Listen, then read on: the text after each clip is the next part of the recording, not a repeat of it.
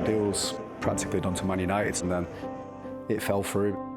Newcastle are in advanced negotiations to bring Kieran Trippier to the club. Eddie Howe came to watch us train in Madrid. We went for dinner and I just said, if you get a job up north, I'll come back. We wanted players that were desperate to come, but also had the quality to make the difference. Simeone didn't want me to go. I was actually second-guessing myself. I think it was a real signing of intent of what was to follow. For me, when you see a player like Tripp, who has played the Champions League final, coming to the club, I was more excited to come. It didn't frighten me where there was in the league. If it was for the money, I would have stayed in Madrid. Kieran Trippier! Best right back who's ever played for Newcastle. I look back on my time in Newcastle with pride, and I'm just honoured to wear the shirt.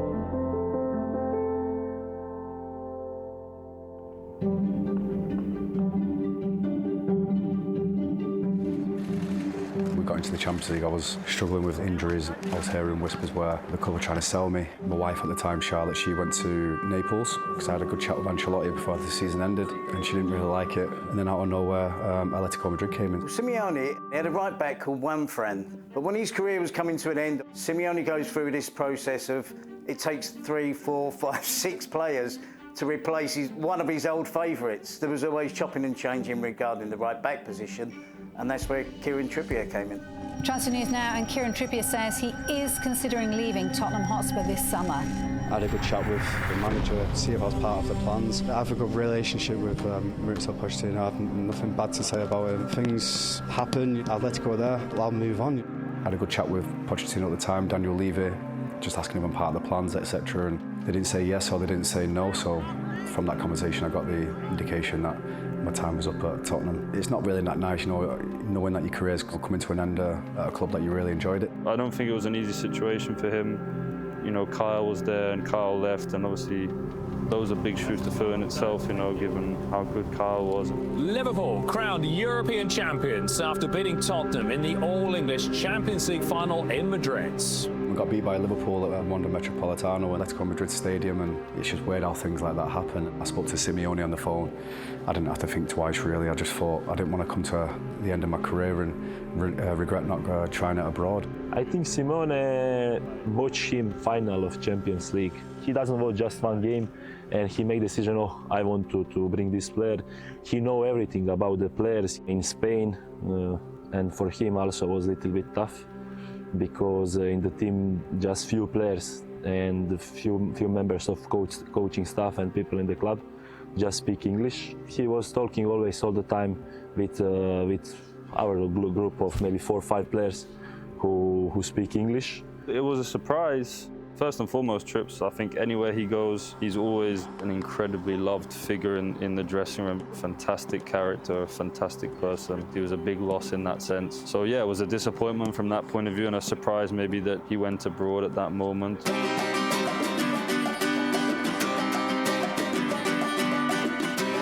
Big breaking news reaching us that the Kieran Trippier deal has gone through. He's gone to Atletico Madrid. This is actually one of the most surprising transfer of the summer so far. Surprised that Spurs have let him go. And the fee, £21.7 million. Was there anywhere else you could have gone? There was a couple of other clubs abroad, in Italy as well, but I spoke to Oblak on the phone, Savic, who was at Man City with when I was in the reserve, so yeah, I had a good chat with them, and you know, I just love the idea to play for Simeone. When it first came out, it was, oh, well, that's a surprise, because not too many Englishmen had gone to Atletico Madrid under Simeone. You know, it was an opportunity I didn't want to turn down. It was a great opportunity for myself, my family, to come and live in Madrid and experience it. I got people criticising me for going into Spain and playing for Diego Simeone, you know, because I was always an attacking fullback, and they said I won't get past the halfway line, etc. But for me, my mindset was to try something new. I couldn't speak the language at the start. You know, after about 6 months, my family loved it out there. I had a translator follow me around the training pitch. All the players wanted to speak to me in English, and even the manager did at the time. It'd been too long since Atleti had won a title, so they were always trying to spend money in the right areas to get the right players, to try and replicate that success they had back in 2014. To win a title when you're up against, you know, Barcelona and Real Madrid, it was always going to be difficult, a lot of pressure on us, an unbelievable feeling. I never won a trophy before, so to go over to Spain and win the title with all the criticism, shall we say, that I got before I signed for Atletico Madrid, it was justified in the end. The achievement of Kieran Trippier with Atletico Madrid is overlooked. It's undervalued. Atleti don't win the league every year. He was one of the big elements of it. His arrival and how he performed at the club. And the other one was Luis Suarez. We had him on the right side and Marcos Llorente. I think this season they discovered half of our goals. In January, we had maybe 13, 14 points more than Barcelona and Madrid. In April, they come really close to us. In that moments, guys with this kind of leadership, they step on the pitch and they show the quality. Kieran was one of these guys. Simeone said he was one of the best fullbacks he ever had. I think going there, he learned a different side of his game. And I always remember coming to train with England after he'd gone to Atletico and how much he improved in such a short period of time. I thought it was incredible. He found a new dimension, you know, and so it was incredible to see. And he deserves all the credit for doing it and taking that step. Diego Simeone, what was his influence like in your time there? Not huge. What he's done for me personally, improved my defending and my leadership skills on and off the pitch. And crazy guy, you know, called me loads of times to come at his house, 10 o'clock at night, half 10 at night, showing me clips because I lived like 3 doors down. I just admire Simeone. Simeone and him had deal. If he won the league, he can leave the club. He miss England too much because of family. He loved England too much. He did his job in Madrid, and after Simeone tell him, now you can go.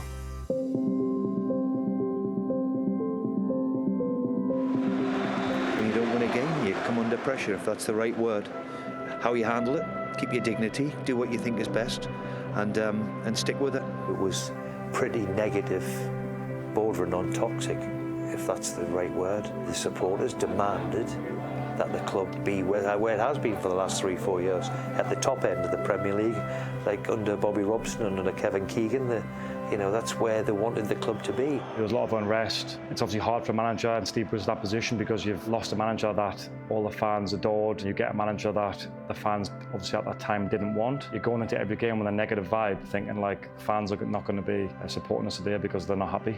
It was the most toxic I'd ever known it as a Newcastle fan. The fans weren't behind Steve Bruce as a manager. They were certainly not behind Mike Ashley as an owner. It was tough for the players. It felt like every managerial appointment, other than Rafa Benitez in that period, it just never went down well with supporters. So yeah, things were at a real rock bottom. We didn't have a lot of money because that's the way Mike wanted the club to be run, self-sufficient. You haven't got the resources in the Premier League. And Newcastle had been in the Championship 2 years previous before. Any club that had been in the Championship and then coming out of it, the aim is to stay in the Premier League.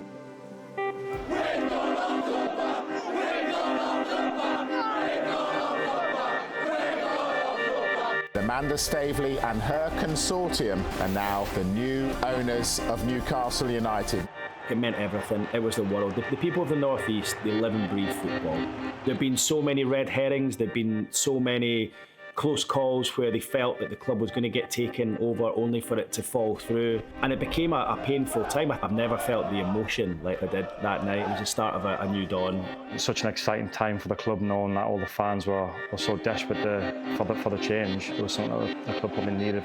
I think it was excitement, and I think the club like that deserved to have a change. I think it wasn't that the Newcastle fans were over the moon that Saudi Arabian public investment fund had come in and all their money. Of course that was a factor, but the biggest celebration of all was that it was a new start. It was the old ownership was gone and new owners and new ideas were coming into the club. I think you were expecting players to come in pretty quickly. Went a bit quiet and you were always waiting for that first one.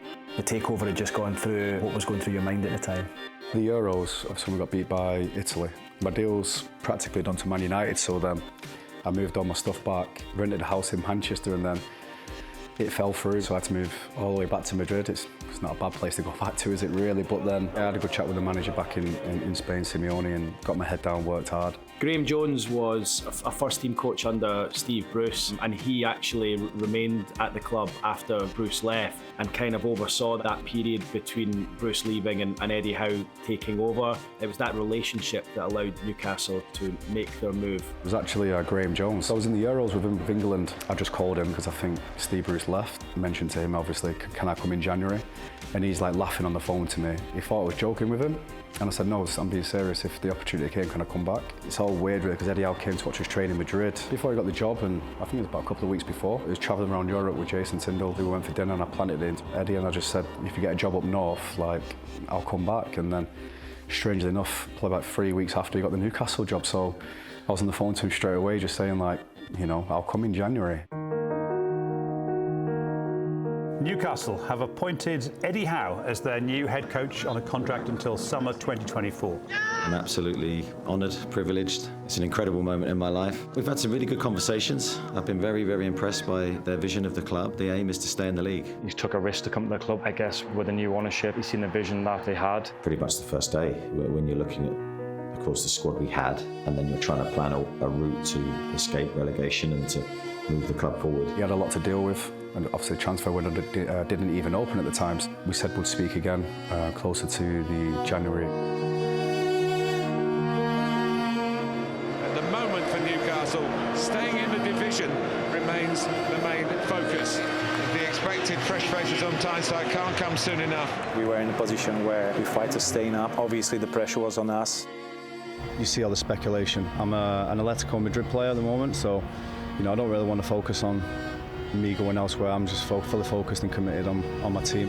We were getting a link with a lot of different players. As a club at Newcastle, being taken over in a relegation battle, you want the club to bring whoever in that's going to be a positive impact. What none of us really took into account back then was the financial restrictions that are governing the game. I remember us talking about Mbappe and Messi and all the biggest names in world football. Are these guys going to come to Newcastle? The PIF have taken over. They've got money to burn, you know, the richest sovereign wealth fund in the world. But really, probably knowing that they were unlikely to come to Newcastle. But it felt like the world was the club's oyster. But at that moment, they were in a relegation battle. And in that January, you're not expecting big names to come. So it almost felt like they needed to buy the players to see them through the season, escape relegation, and then have a go at it the next summer. It was a really exciting time. Newcastle had gone transfer window after transfer window by not really investing any money into the first team squad. But all of a sudden it was like, oh, Newcastle are going to have to try and sign players now to improve them. It's sign players that you've heard of as a supporter.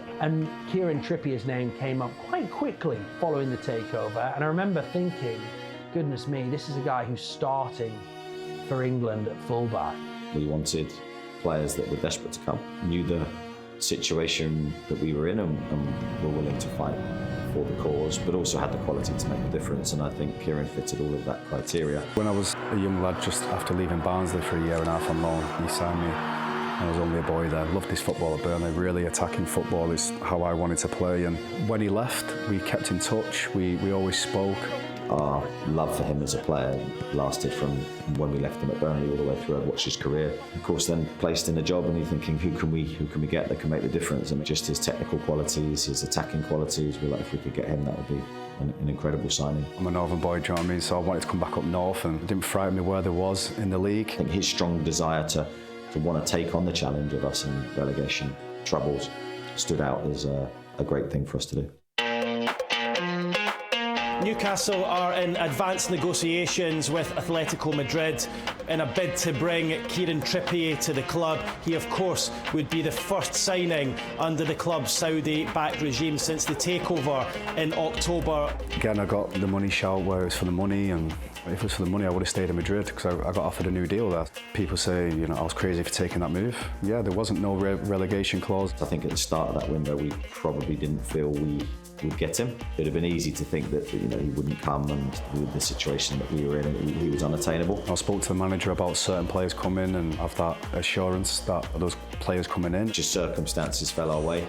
He was keen to return to England, having worked with him before.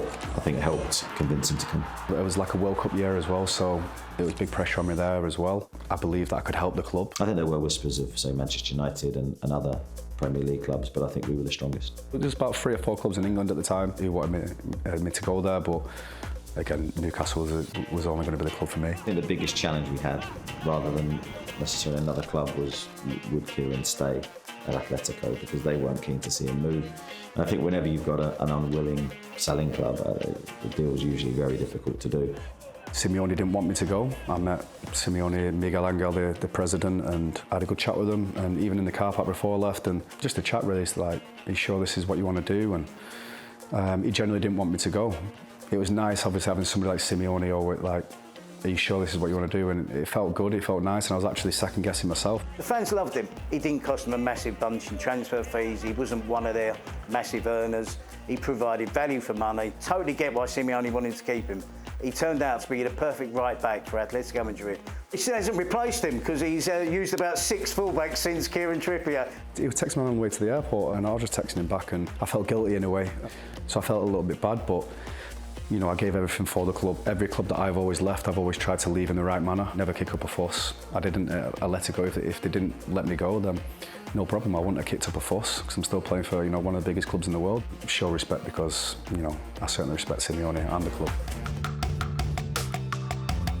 Kieran Trippier has arrived here in Newcastle to undergo his medicals. He arrived here at lunchtime by private jet. He will be the first signing of the new Saudi-backed regime, and one the Newcastle United supporters are very happy with. It wasn't an easy transfer to complete, actually, and I think it wasn't clear that, you know, he was going to be allowed to leave all through the negotiations. I've got a lot of friends who are Newcastle fans, and even till this day they're like, you know, still buzzing that I signed and stuff. I took a call to say Newcastle are close to bringing in Kieran Trippier. Half of me was thinking, how are they managing to attract Kieran Trippier when they're fighting relegation? I think I made it clear a few months back that if I had the opportunity to come back to the Premier League, I'd love to do so. Newcastle signing him was a statement at the time. He knows that the Newcastle is a sleeping giant, so he probably knows it's going to be a transition there. With Eddie Howe as a manager, who is fantastic, so he believed in the project. He took a big risk. That sort of showed good faith that I believe we're going to do it.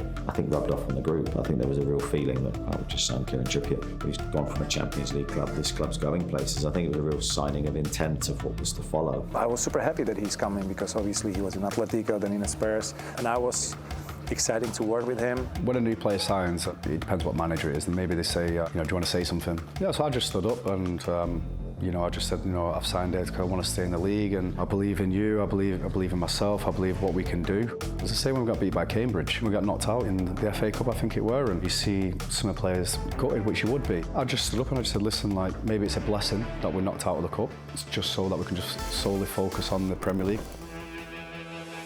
We recruited players in the January window was the attitude and commitment that they were going to bring the team. What we didn't want to do was disrupt that harmony and disrupt the mindset of the group.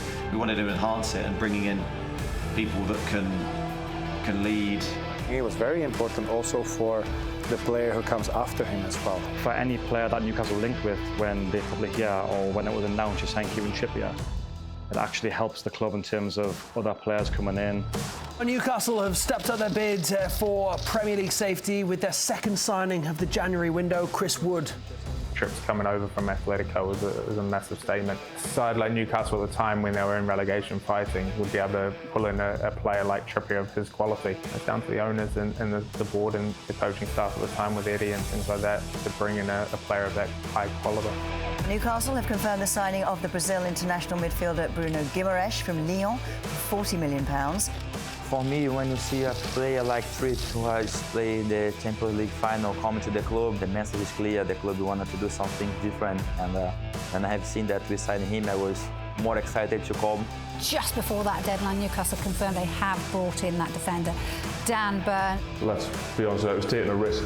Like, he just won La Liga with Atletico to come to Newcastle and take that risk. I think that definitely started something. It seemed like Newcastle were making moves, making noise. There was also a case when those moves happened was, can they put it together on the pitch and keep themselves safe before moving on to something bigger and better, hopefully. The right characters as well for the dressing room in that time, fighting. And even Burn is a massive leader, using our experiences to help the lads climb back up that table, because everyone wrote us off, but there's still 20 plus games to go. Being around dressing rooms that had been relegated before and got the telltale signs of people going to self-defence mode and deflect and blame it on other people, but when I came in you could see the squad in general, like everyone was pushing each other, even the lads who weren't playing were pushing the lads to do well. I think I knew then we were going to be fine, and I know that Trippier played a huge part in sort of trying to create that culture at the start. I always remember that free kick against Everton, such an important goal. Trippier! That is Kieran, I thought, was first class. Not just his performance on the pitch, but just the way he conducts himself and leads the group, and his voice in the change room. He spoke up, said everyone just sort of stay calm, we've been doing well. I'm not just saying that, we've got massive games coming up, and believe in you, I believe in myself, that we can stay in this league. And that's one of his big qualities, he's calm and present. Kieran Trippier!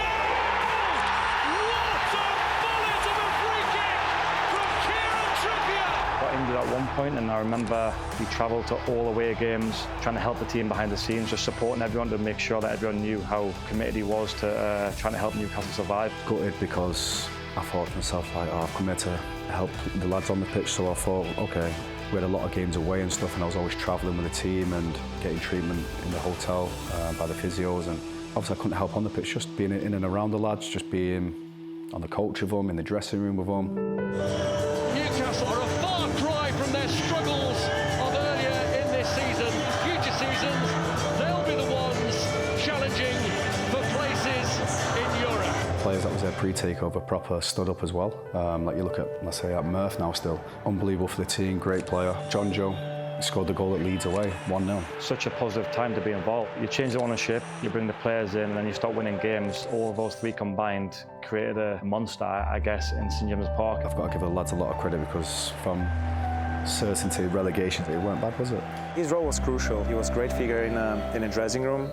He was a great figure outside as well, because he's done a lot of things for the club. It was very important the first season when we were saved the relegation. He scored a very important goal for this club. Whenever you speak to Eddie Howe, he talks about that January transfer window as one of the key times in his tenure, and how they managed to turn the ship around. The players took a risk, but they obviously just had that belief that they would get the club out of it. These guys, when they played a crucial role in the history of Newcastle post takeover, and helped give them a launch pad to go on and achieve greater things.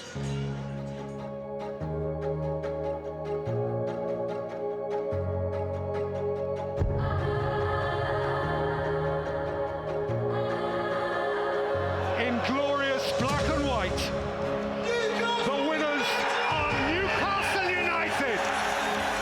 I wanted them to lift the trophy with me.